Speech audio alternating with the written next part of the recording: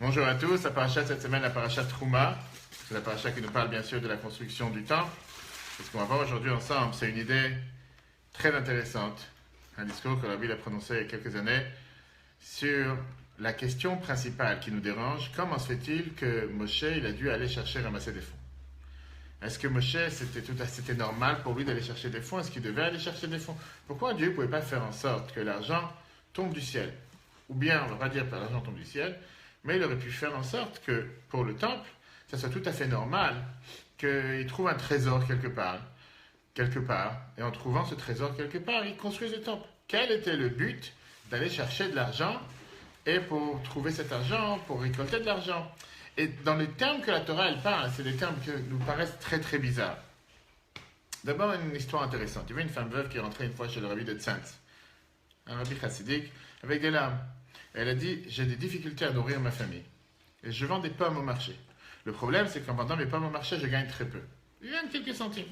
Mais malheureusement, dernièrement, les gens, ils ont arrêté de venir m'acheter des pommes. Et donc, je ne gagne plus mon argent. Qu'est-ce que je vais faire? Comment je vais recevoir ma part d'assain? Le rabbi, il a dit, tu sais quoi? Viens avec moi ensemble. Il a mis son chapeau, il a mis son manteau, il est sorti dans le marché en Russie. Et il s'est mis dans l'étalage. Et il a commencé à faire des pommes pour Shabbat, des pommes. Les gens qui passent, ils disent quoi? Le rabbi de Tzantz, il est dans la rue en train de vendre des pommes, il n'a rien d'autre à faire, il s'ennuie. Mais ils ont eu tellement honte de passer, de ne pas acheter. En quelques secondes, ils ont vidé tous les pommes. Ils ont tout acheté. Et plus resté aucune pomme. Là, le rabbi se tourne à la femme et lui dit, vous voyez, tes pommes sont magnifiques. Le seul problème, c'est que les gens ne savaient pas. C'est pas qu'ils... Toi, tu t'imaginais que tu vendais quelque chose de mal. La preuve, ils sont très bien. Qu'est-ce que ça veut dire? On voit ici, cette semaine, quelque chose de bizarre. Dieu dit à Moshe, viens me construire un temple. Ok. Et il lui dit, j'ai envie d'avoir une maison qui est une maison pour nous deux, associatif, pour moi, pour pouvoir vivre dans ce monde. Mais la chose bizarre, c'est que Dieu, qui a tout pour lui, il vient et demande au malheureux peuple juif, va me ramasser des dons pour construire cette maison. Allez tendre la main et allez ramasser des dons pour construire cette maison. Et la question qui est demandée là, la question qui est demandée, c'est, est-ce que c'est d'abord normal que Moïse aille ramasser de l'argent? Numéro 1. Alors que dans les Teilim, Dieu te dit, li à kesef et li à zahav, à moi appartient l'argent, à moi appartient l'or. Est-ce que Dieu a besoin vraiment d'avoir des dons de personnes? Numéro 1. Numéro 2, pourquoi Dieu n'a pas montré à Moshe un trésor caché quelque part, enfui quelque part? Et on sait très bien que, on va voir plusieurs fois dans la Torah, on nous raconte comme quoi il y avait des trésors cachés. Un simple exemple, Korach. La Torah nous dit que Korach, on verra dans quelques semaines, était riche. Quand la Torah veut te donner une expression de quelqu'un de riche, elle te dit quelqu'un qui est riche comme Korach. D'où il est devenu riche? La Torah te dit qu'il est devenu riche des caches d'or et des caches d'argent que Yosef avait cachées. Yosef, qui était le vice-roi d'Égypte, était celui qui a mis ça de côté. Pourquoi? Pour pouvoir emmagasiner l'argent qu'il avait fait en vendant tout ce qu'il y avait pendant les années d'abondance en Égypte. Et donc, de la même manière, Dieu aurait pu dévoiler où sont cachés ses trésors à Moshe. Pas besoin de demander au peuple juif d'aller donner un don pour construire le temple. Deuxièmement, on sait que Moshe lui-même était un grand riche du fait qu'il a réussi à prendre tous les déchets des tables de la loi qui ont été brisées. Et on dit que c'était une pierre précieuse, Even Saphir, une pierre très précieuse. Et une saphir, exactement. Et une pierre qui a été après donnée pour construire le temple, etc. Troisièmement, pas fini, hein? N'oublie pas. Troisième point qui nous dérange. La paracha s'appelle Trouma. Qu'est-ce que ça veut dire Trouma? Un don, d'accord? Pourquoi la paracha ne s'appelle pas Mishkan? Quel est l'essentiel, le point principal de la paracha? Qu'on a construit le temple, le tabernacle, le temple mobile, le Mishkan. La partie de prendre des dons, c'est banal, c'est le moins important de la paracha. L'essentiel de la paracha, une fois que tu as parlé des premiers versets, toute la paracha nous parle de la construction du temple. Ne nous parle pas de donner les dons. Alors, tu aurais dû appeler la paracha du Mishkan. Pourquoi tu appelles la paracha Trouma? Comme si toute la paracha, l'essentiel de la paracha, ça parle des dons. Non, les dons, c'est les quelques premiers versets. Très bien. Vas-y, tu as fini ces 3 versets. Tu as fini ces 4 versets. Qu'est-ce que tu fais après? Toute la paracha te parle comment construire l'arche, comment construire la table, comment construire le candélabre. On te parle de comment construire le temple. On ne te parle pas ici de comment ramasser des dons. Ce n'est pas une paracha qui est en train de donner une étude ou un atelier comment ramasser de l'argent. Il n'y a que les premiers versets. La paracha, elle aurait dû t'appeler la paracha Mishkan. Ce qui dérange encore plus, n'importe quel collecteur de fonds sait qu'en règle générale, le projet, qu'est-ce qu'il fait pour ramasser de l'argent? Il te présente un projet, il te présente différentes idées. Tel étage aura telle chose, tel étage aura telle chose. peu importe pourquoi, pour la société. Et à la fin, la dernière page, je te dis voilà les différents numéros, voilà ce que ça coûte et voilà ce que tu veux prendre. Là, Dieu fait l'inverse. D'abord, il te dit va ramasser de l'argent et après, il te dit qu'est-ce qu'il va faire avec. En général, c'est le contraire. D'abord, tu dis ce que tu vas faire, après, tu vas ramasser de l'argent. Pas le contraire. Et donc, on revient à notre question principale. Qu'est-ce qu'on avait besoin d'avoir les dons du peuple juif? Pourquoi on avait besoin d'avoir ces dons? Et pourquoi on ne peut pas se débarrasser sans les dons? On aurait pu se débrouiller sans les dons. Dieu, il était tellement grand et tellement puissant, il aurait pu très bien, largement, suffisamment donner en abondance ce qu'on a besoin sans avoir besoin d'aller ramasser les dons. Alors revenons dans le contexte, où on se trouve. Matan Torah s'est passé il y a quelques semaines. Le peuple juif est devenu le peuple élu, le peuple choisi. Dieu, il a demandé dans la paracha de cette semaine la fameuse phrase qu'on va tout de suite voir. Faites-moi un temple que je réside à l'intérieur de vous. Ça veut dire que Dieu, il dit, comment on va éternellement, je pourrais régner parmi vous. Très bien. Je pourrais résider, parmi vous. Et Dieu, il donne une condition. Afin que ce temple existe, il faut qu'il vienne par vos dons. Et la Torah, elle te dit, je te dis exactement ce que j'ai besoin. Regarde le premier paragraphe. D'abord, elle venait Israël, par le peuple juif. Veyikrou les trouma, ils prendront pour moi un don. Écoute bien les détails et les mots que la Torah emploie. Ils prendront pour moi un don. Mais être kolish de n'importe quel homme, achat il devait nous libo qui aura un cœur large. Tikrou et troumati, vous prendrez mon don. Les autres, à trouma, voici le don, achat tikrou meita, voici ce que j'ai besoin. Et là, la Torah va commencer à énumérer 15 différents éléments. Il y a un débat, est-ce que c'est 13 éléments, 15 éléments, peu importe le nombre de choses, on va tout se traduire.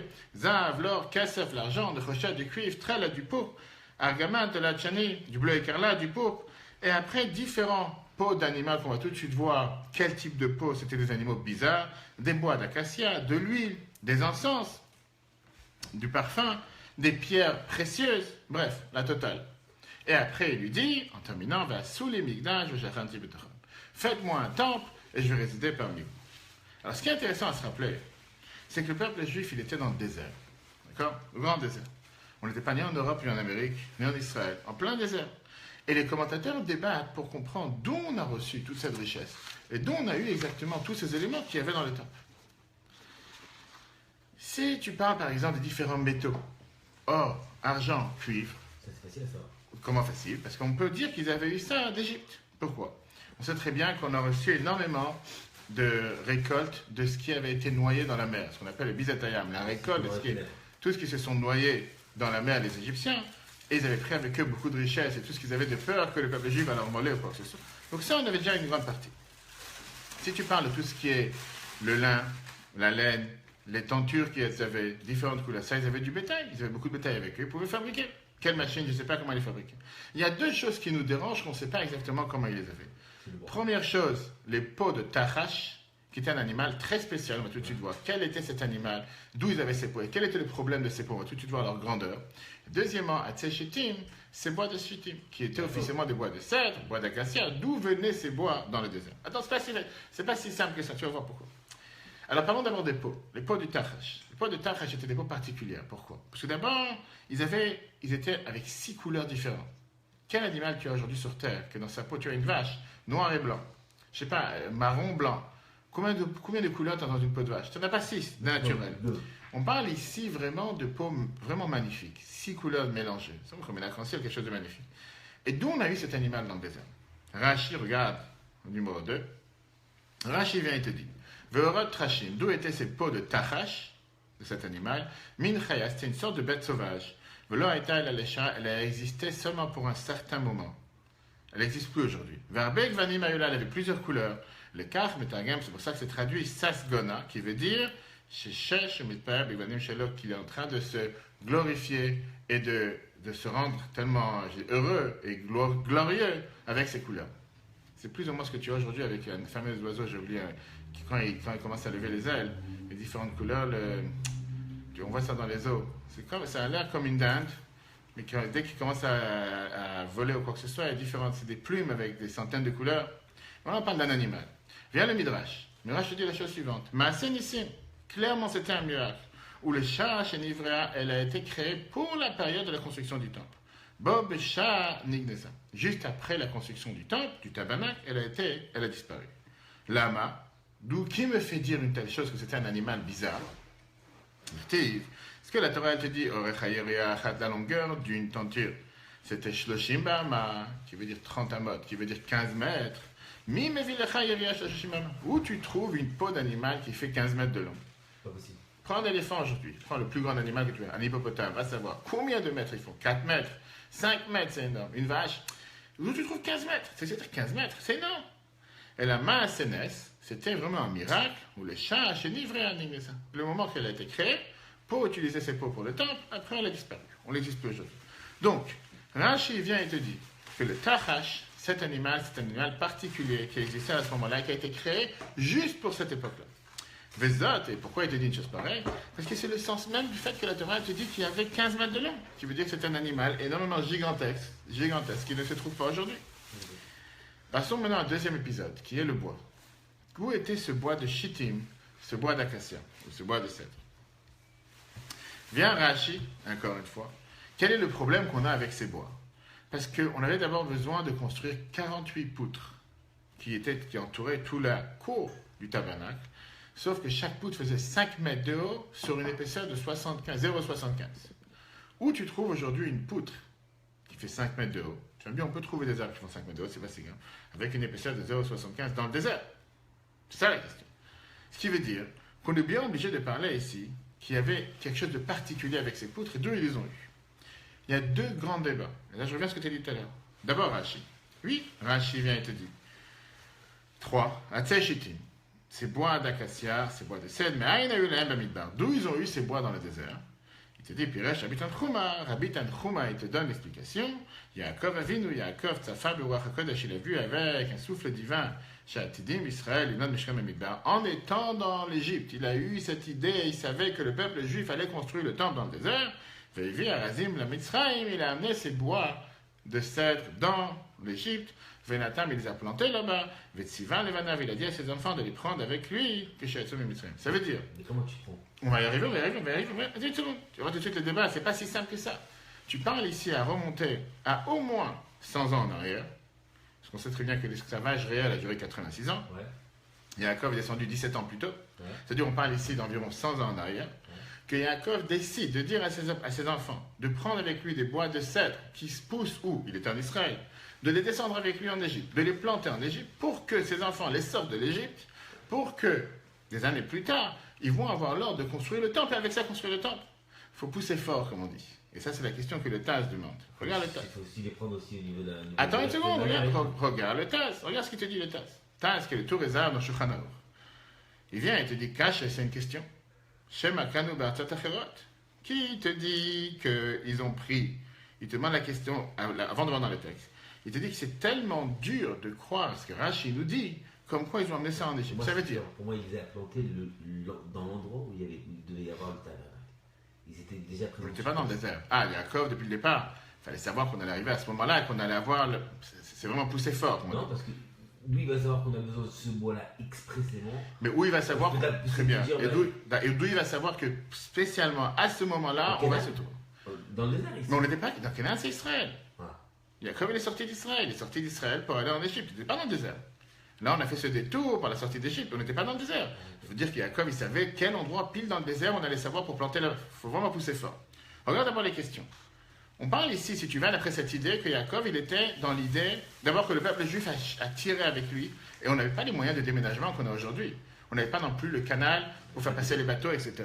On parle ici de quoi? 3 questions qui sont posées dans la Gemara. Premièrement, ça veut dire qu'en sortant d'Égypte, on savait déjà qu'on allait construire un temple? Non, on n'était pas au courant. Numéro 1. Numéro 2, comment tu penses un instant que les Égyptiens à qui tu es parti dire qu'on va quitter le pays pour 3 jours pour prier à notre Dieu et revenir, c'est exactement ce que Moïse a dit. Il te voit sortir avec des poutres et des poutres de 5 mètres de long, que c'est pas porté, il fallait des charrettes, bref, c'est pas simple à porter 5 mètres de long, pas une, pas deux, mais 48. Et toi, tu leur dis, non, je vais prier, je reviens, après je vais faire une tente, je suis en train de construire un théâtre, tu sais, comme tu as aujourd'hui les gens du voyage, construisent des théâtres dans un endroit, et tu vas pour 3 jours. Qu'est-ce que tu pars avec des poutres de 5 mètres de long? Il faut réfléchir, comment tu fais une chose pareille? Troisièmement, qui ne vont pas poser aucune question, d'où ça vient, d'où ça sort. Et la question, elle est, pourquoi Rashi ne se prend la tête? Il ne peut pas poser les choses de manière la plus simple qu'on a acheté du bois des passants qui sont passés dans le désert. Tout court. Ou bien que nous-mêmes, on a coupé des bois du désert. C'est un bois particulier. On va y arriver. ou qu'on a coupé du bois qu'on a trouvé dans le désert. On va trouver où on trouve du bois dans le désert tout de suite, numéro 1. Numéro 2, on a acheté ça des passants. Qu'est-ce qu'on se prend la tête à dire qu'il y a 100 ans, Yaakov il est venu, il a planté, on l'a pris avec nous. C'est des questions difficiles. Et c'est la raison pourquoi beaucoup de commentateurs ne sont pas d'accord avec cette idée de Rashi. Et ils te disent que clairement, on a coupé des bois qui poussaient avec nous dans le désert. Alors, la question que tout le monde demande, d'où tu m'as pondu des bois dans le désert? Où ça existe? 5 mètres d'un coup. 5 mètres, c'est pas énorme. Tu ne réfléchis pas aujourd'hui. Tous les arbres que tu as dans la rue, ils font plus que 5 mètres. Ouais. C'est pas énorme. Le problème, c'est que 5 mètres, et quand même, tu as ici, Oui, à part les taillés, alors c'est comment ils avaient des haches, ils avaient ce qu'ils avaient à l'époque. Tu parles ici d'une épaisseur de 0,75. C'est quand même une grosse épaisseur. C'est presque 1 mètre d'épaisseur. Quel bois tu as ici dans la rue? Quel arbre il fait une épaisseur de 0,75? Peut-être les grands troncs qui sont vieux de 150 ans et encore. 1 mètre, c'est quand même presque 1 mètre. Alors, il y en a qui te disent clairement qu'on n'est pas d'accord avec Rashi. Nous, on pense clairement qu'on a coupé des bois qui avaient dans le désert. Alors, la question qui est, si c'est comme ça, d'où tu as des bois de cèdre dans le désert? La CRS, que la Torah te dit. Parce que ça ne pousse pas dans le désert. Ça pousse seulement sur la tête des montagnes, ou bien dans les montagnes du Liban à l'époque, et d'ailleurs dans le Télim c'est écrit que RS Balvanon Yisge, que c'est une terre qui est appelée la terre des cèdres. Là, je pense que jusqu'à aujourd'hui, c'est aussi appelé comme la terre des cèdres, l'endroit des cèdres, etc. J'ai tout dit, mais Hachem. Voilà. Mais seulement, il te dit, on parle ici des bois d'acacia. Et ces bois d'acacia, on les trouve dans la Harava, on les trouve dans les endroits secs et les endroits chauds. Et donc, c'est très possible de les avoir. Mais on sait très bien qu'on a une admiration particulière pour Rashi. Et c'est Rashi, il est venu et il s'est forcé à t'amener le Midrash, à te sortir du contexte et à te dire qu'on parle ici pas des bois qu'on a achetés, ni des bois qu'on a coupés, mais des bois que Yaakov il a pris. Il y a certainement une raison et pourquoi. Vient le Rabbi, qui sait toujours, tous les Shabbats, il vient de nous expliquer comment les mots de Rashi ont un sens et sont précis. Et il te dit que toute la preuve de Rashi, elle vient d'un seul mot. Quel mot? Le mot que la Torah, elle a commencé la paracha, elle était là, Vayikru li trouma. Prenez pour moi une trouma. Regarde le Rabbi, comment il te dit ici dans l'écoute des Sichot 31, ici. 5. Yesh, le Rabbi Obazé, voici la preuve. Atzivuyen le davat à Mishkan. Lors de donner les dons dans le Mishkan, Nehemar, ça a été dit, Belachon Kicha, d'une manière de prendre. Parce que la logique aurait été que si Dieu il veut que tu prends, donne des dons pour la construction du temple, qu'est-ce qu'il aurait dû dire? Veyiknu litrouma. Donnez-moi un don. Pourquoi Dieu devait dire Veyikru litrouma? Pourquoi il devait dire prenez pour moi un don? Ça n'a pas de sens. Donnez pour moi un don. Quand je te dis prenez, prendre, ça veut dire que c'est quelque chose que tu as déjà. Que c'est déjà en ta possession. Veyikru litrouma. La Torah répète juste après Tikru et troumati. Prenez mon don. Mashmaot aktuvim. Qu'est-ce que j'apprends de là? Chez Kol Advarim Shenimnu Bakatuv. Que tout ce qui a été énuméré dans le verset, qu'on a vu tout à l'heure, les 15 ou les 13 choses, Kvar Ayub Birshutam, ils étaient déjà dans leur domaine. Ou Beyadam Shem Israël, ils étaient déjà dans la main du peuple juif. Velo Aïta Chasera, il nous manquait seulement Ela Peulat Akicha Mehem Bilvad. Il leur manquait seulement le fait de devoir le prendre. Mais je les avais déjà, il fallait que je les prenne pour faire avec ça le temps. Velachen Betaretz Rashi, c'est pour ça que Rashi répond. La fameuse explication qu'on connaît chez Yaakov Avinu, que Yaakov, le patriarche, Tzafat, Beniat et Mishkan, il a vu qu'est-ce qui allait se passer avec la construction du temple, il savait depuis le départ, Venatan Arazim, et il a planté des bois de cèdre, Vetziva Levanav, il a donné à ses enfants l'ordre, l'Itla même, de les prendre avec lui, que chez Yatsum Mitzrayim, quand ils vont sortir d'Égypte. Et donc, automatiquement, le moment venu où Dieu vient et dit, prenez pour moi de ces bois, prenez pour moi de ces éléments pour faire avec ça le temple, tout est prêt, à la place de les garder comme ça, au cas où, je fais avec ça le temps.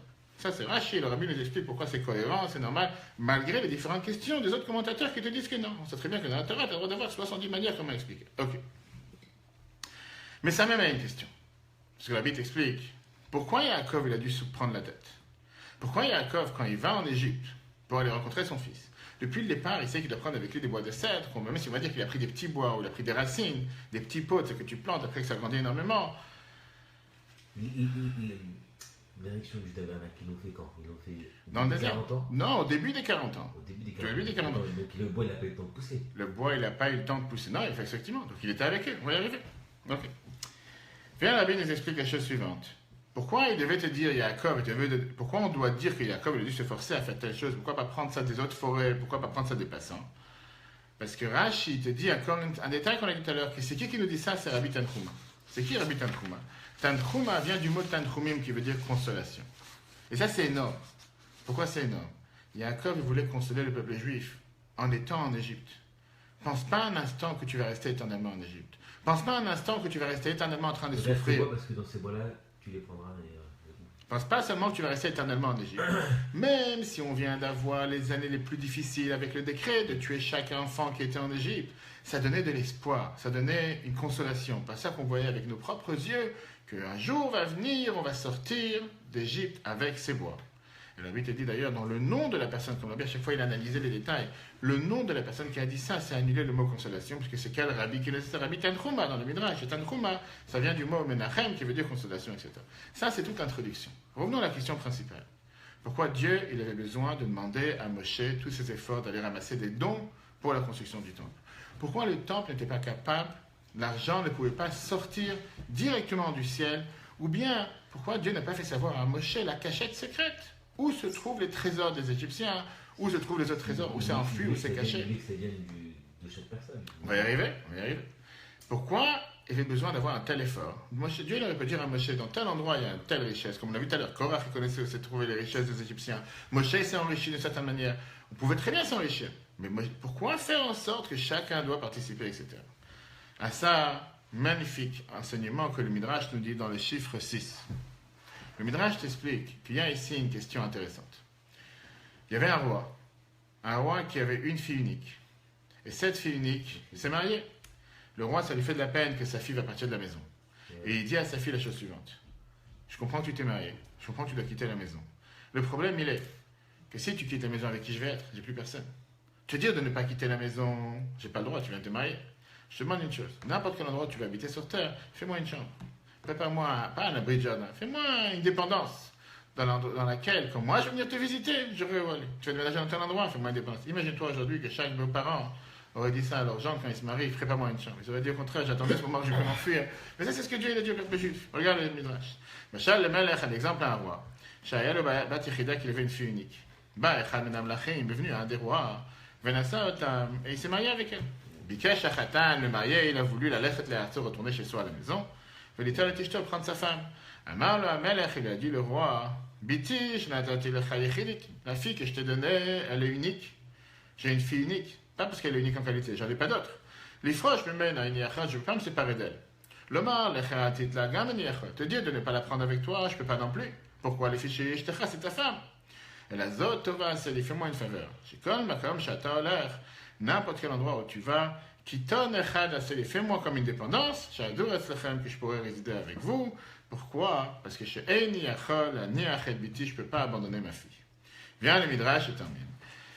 Car Hamar Kadosh Baruch Hu l'Israël, ainsi a dit Dieu au peuple juif. Natati lachem et la Torah, je vous ai donné la Torah. L'Ifra Shemeina Eini Yachol, me séparer de la Torah, je ne peux pas. L'Omar lachem a dit vous dire de ne pas la prendre, Gam Eini Yachol, ça aussi je ne peux pas.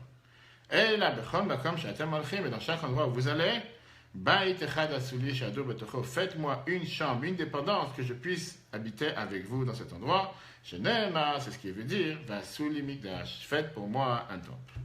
Viens, la Bible t'explique. Quel était le but du temple? C'était pas tellement parce que Dieu il a besoin d'avoir une résidence dans ce monde, mais c'était beaucoup plus parce que Veshachanti Betocha, Dieu il voulait résider avec nous. Qu'est-ce que ça veut dire avec nous? S'attacher avec nous, comme un père veut s'attacher avec sa fille unique. Mais maintenant la question est la suivante.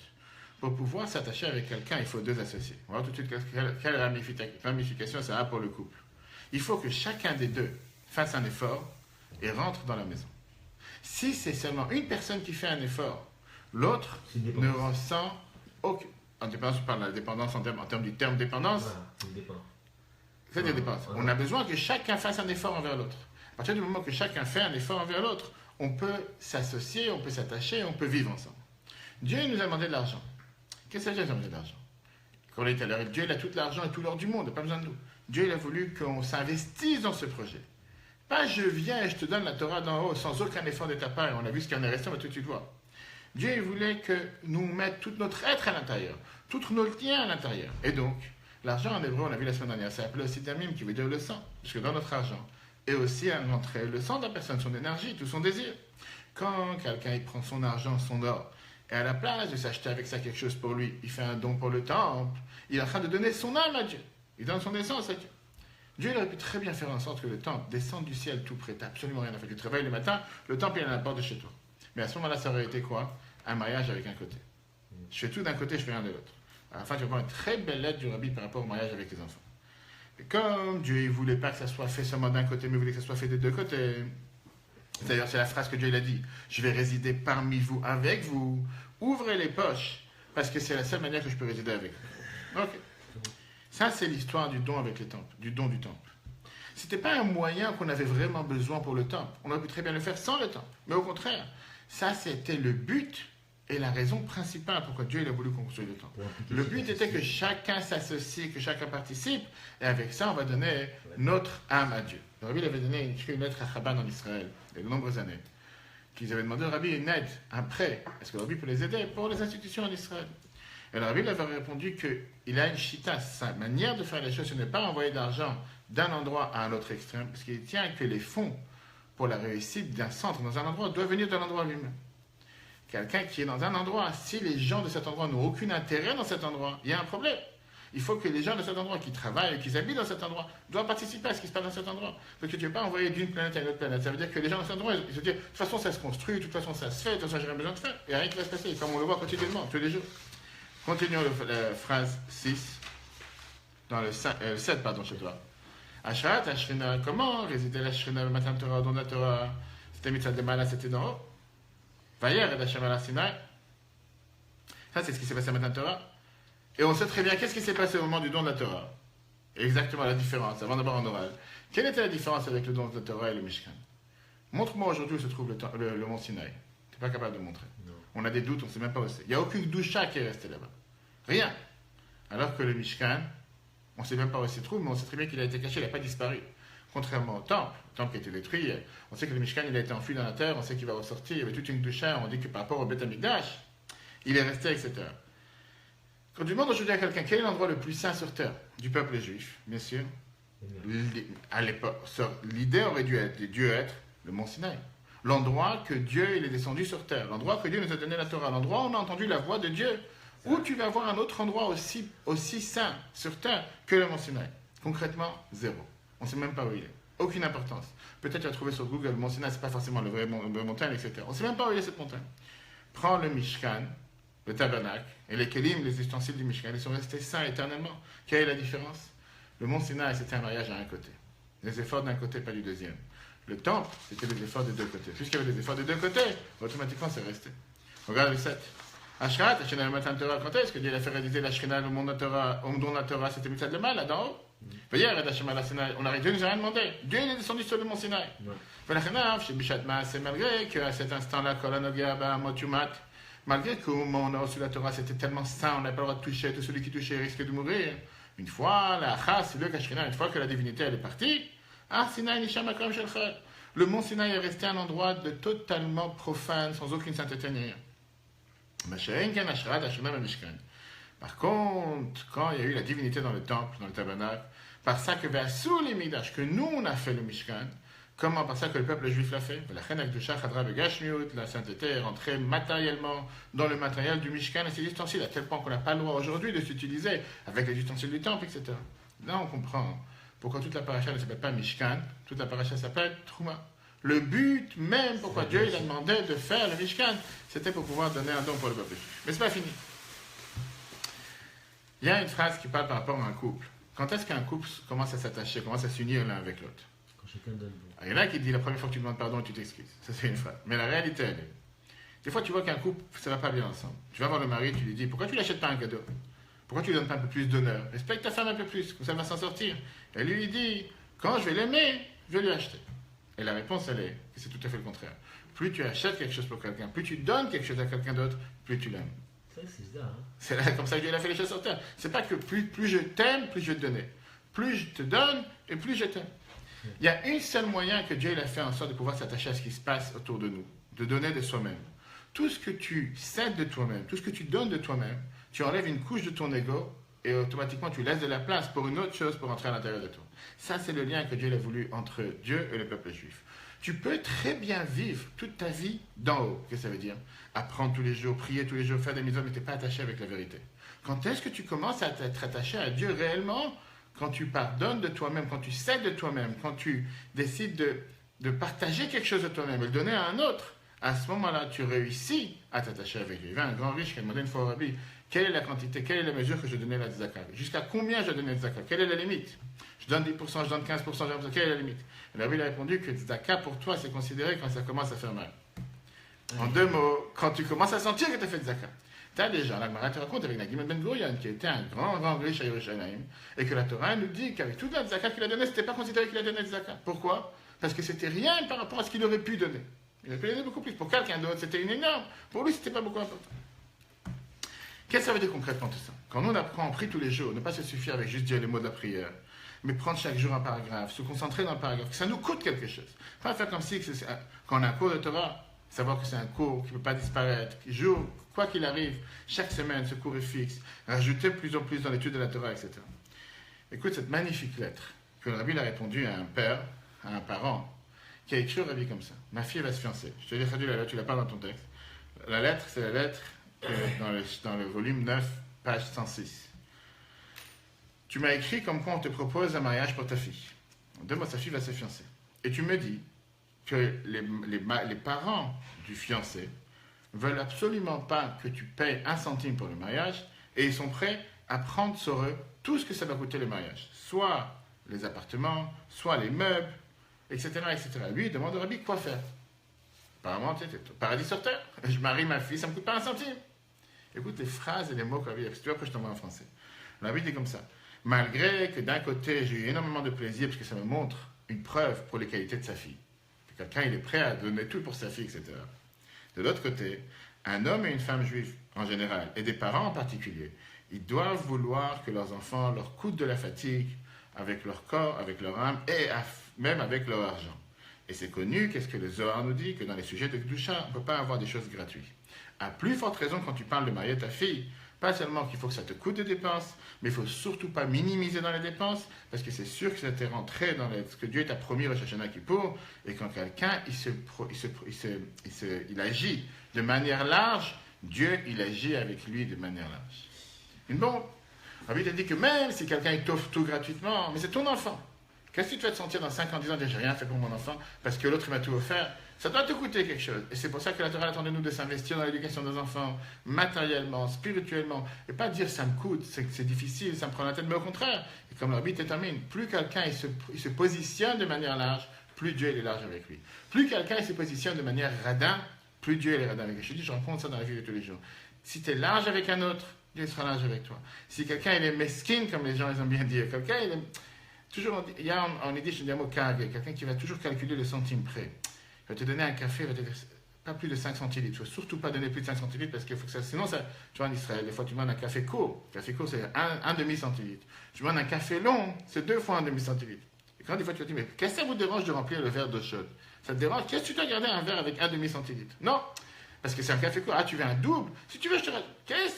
C'est vraiment une différence. Tu appuies sur le bouton. Appuie encore une seconde. Alors tu vas dire, parce que c'est le prix, là c'est 5 shekels, là c'est 6 shekels, ok. Mais dans la vie de tous les jours, tu fais une prière, tu es en train d'apprendre, je ne vais pas regarder la montre, j'ai 20 minutes pour apprendre. 21 minutes, j'ai fait 20 minutes, je n'ai pas le droit, il ne faut pas que je dépasse. Quand tu manges, tu n'as pas le droit de te mesurer.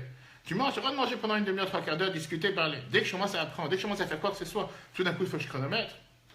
Pareil, quelqu'un qui donne zakah. Tu as des fois des gens qui vont te dire, cette année, j'ai déjà dépassé largement. Qu'est-ce que c'est dépassé? Heureusement que ça existe et ça fin, heureusement que tu peux décider de 66%, etc. Et qu'est-ce qu'il y a si avec Dieu, tu vas être large sans compter? À ce moment-là, tu mérites que Dieu sera avec toi large sans compter. Ça, c'est ce qu'on apprend dans la paracha cette semaine, que Dieu fasse qu'on mérite, que Dieu soit avec large, avec tout ce qu'on a besoin matériellement, spirituellement. Bonne journée à tous et à ce soir pour le prochain.